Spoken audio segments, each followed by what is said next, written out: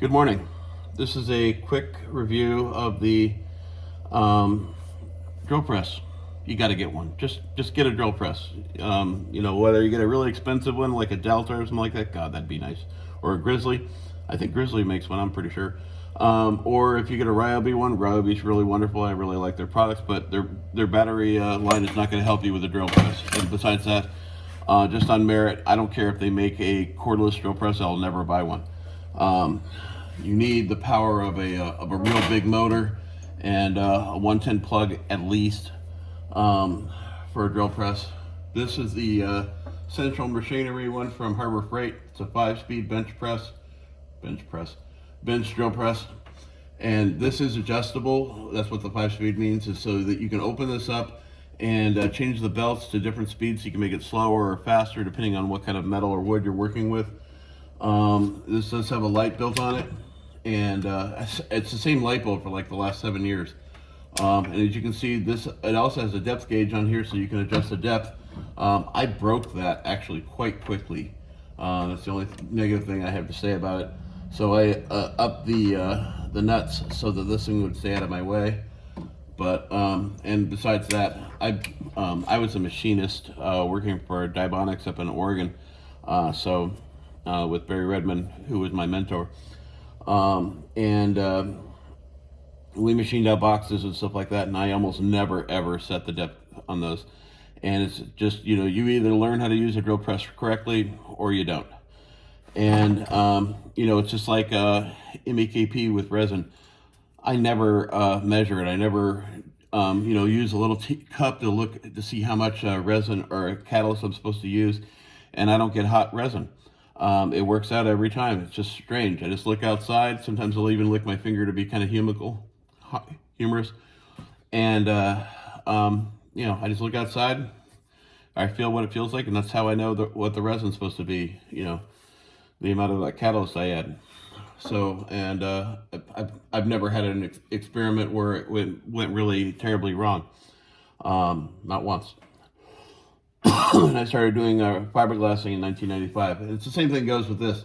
You kind of have an idea of how far down this is going to go, and you can figure out what you want your depth to be. And so I ranged the height of the surface here for how far I want this to go down. So this was actually set for a big piece of wood, and that's why this is here. And then I had this here to extend the height of this. And sometimes I actually put a vise on here when I'm doing metalworking and stuff. And when I machined out my my battery bus bars, tapped and drilled and everything, drilled and tapped, I set it up with this. And then of course, I tapped everything by hand. But a drill press is absolutely a necessity. This one's got a light on it. Lets you see your work surface a lot easier. Believe me, sometimes I have this thing right down here, right almost in front of the drill head, and works really well. And I've had this, like I said, for about 7 years. And you have the handles for adjusting it. You have the top section here where you can adjust the belts, because this is a 5-speed. It is made by Harbor Freight, which is Central Machinery. And this is adjustable shelf. You can mount this thing. This also can be used as a press, so you can actually take this and push this out of the way and use this as your press top for your drilling, whatever you need to do.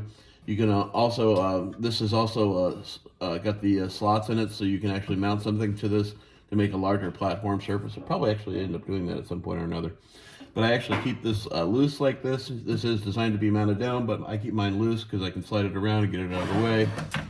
And make sure when you buy one of these, you get a couple extra keys. I keep an extra key in my toolbox, and then I keep the one with the drill press. And I think I've actually lost a spare one, but whatever. Yeah, absolutely. Get a drill press. Get it. I think this one was like $60.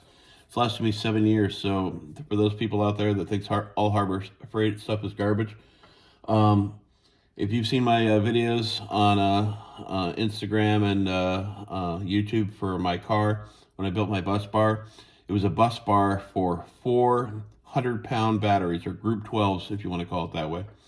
And that bus bar turned out amazingly well. And it worked. Everything was just perfect. Everything was straight up in line. And you know, a $200 or $300 or $500 drill press wouldn't have made any difference.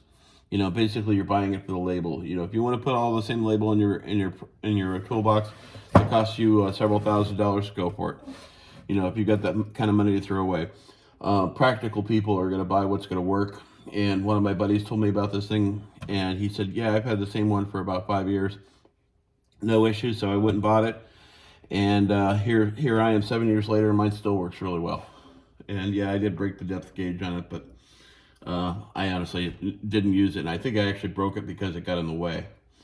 I think it got snapped when I was moving or something.